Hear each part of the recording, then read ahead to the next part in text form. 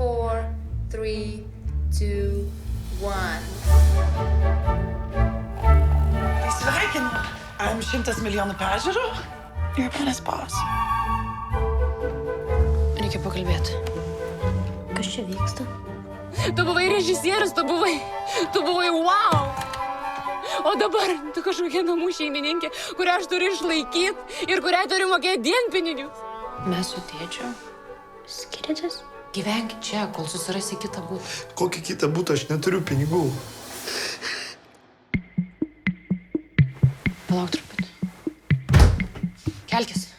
Ką? Rusija užpuolė Ukrainą. Nėra pas mus to karo. Viskas bus gerai. Ar aišku? Aišku. Galiu aš pas jūs pagyventi?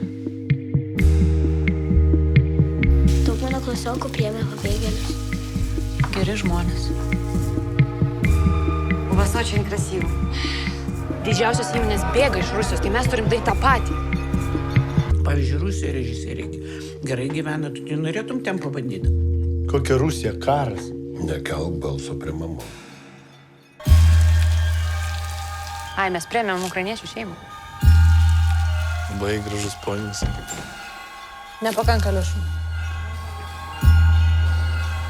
Jeigu toks žinomas menininkas sudalyvautų, tai mums dėl matomumo būtų super. Žinomas.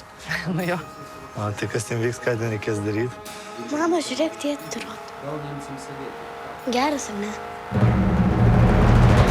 Gyvenimas turėjo būti įdomus.